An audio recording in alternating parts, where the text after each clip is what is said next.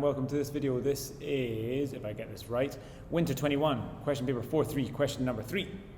Okay, as usual, we always leave the physics to save the best till last day in terms of those first 3 questions. Let's get started. I've got my model answer here, which is going to show what I did when I did the work. We've got the mark scheme there, and we've got this ugly face here. Okay, let's go for it.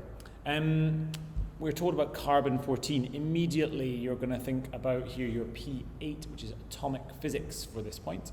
Okay, and we're being asked about isotopes and what they are. So hopefully you're aware that elements come in different forms. So for example, we have carbon 12, carbon 14, etc. Now what that really means is it's the same element but with a difference. Now the fingerprint, if you like, of an element, or the DNA of an element, or the thing that makes it unique is its atomic number. And that's the number on the bottom there. So you can see for example, carbon has an atomic number of 6. And that will always be true for all isotopes of carbon. What will be different is that number on the top, which is the mass number, or the nucleon number. Okay?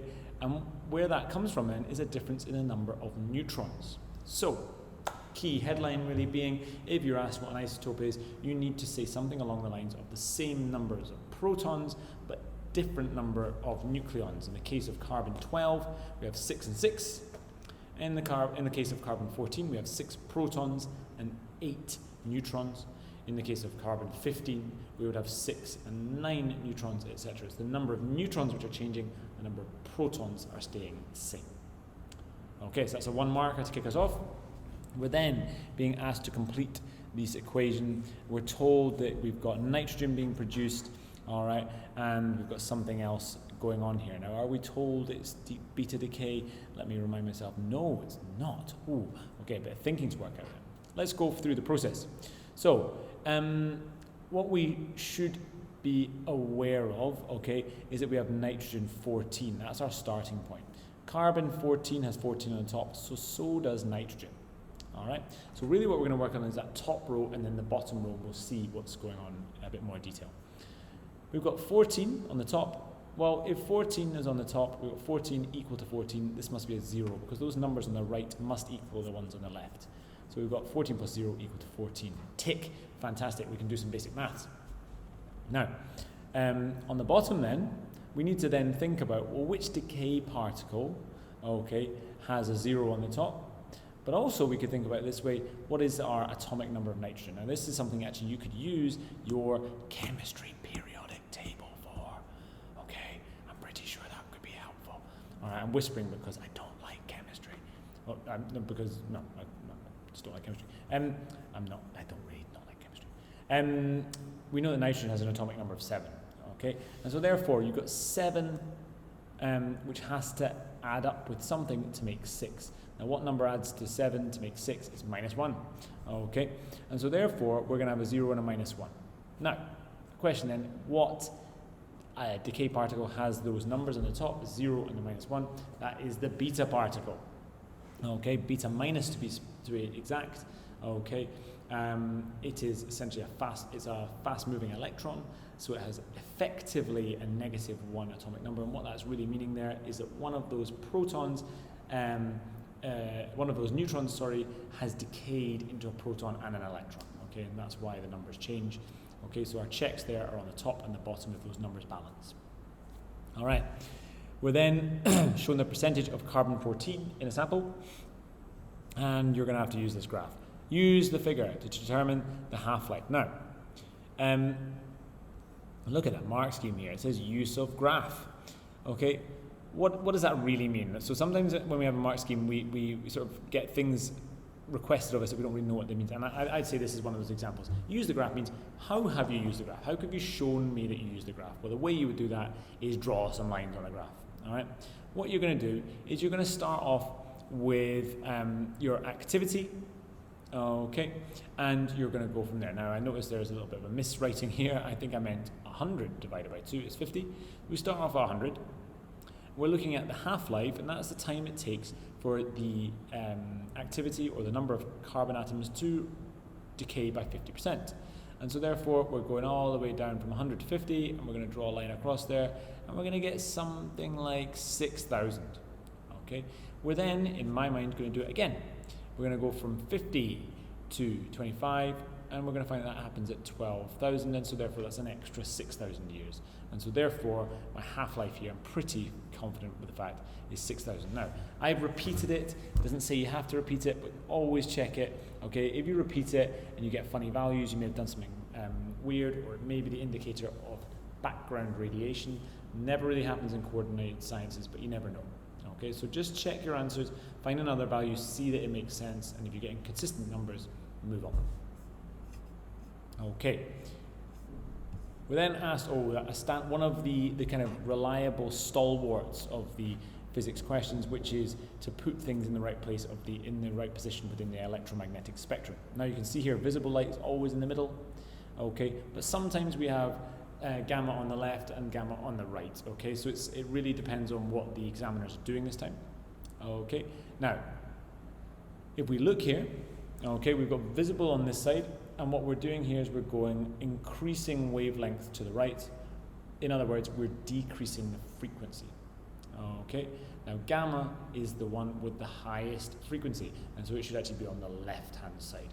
Okay, now in my piece, what I like to do is I like to write them all down. I don't think you get penalized for writing them all down, okay, but I've written the one that you need to write down in purple. The other ones are kind of there. If you find it easy just memorizing what they all are, by all means write it down. You can always write in pencil and rub it out later. As long as you leave gamma in there, that's absolutely fine. Now, as I've said before, very repeated question, which is the speed of gamma rays. Well, the speed of gamma rays is just the same as the speed of light. It's just the same as the speed of any of these electromagnetic radiations. It's 3 times 10 to the 8 meters per second. Okay. Now, if you'll notice in the mark scheme, they want units. All right. So you can't just write 3 times 10 to the 8. You could write 3 times 10 to the 5 kilometers per second.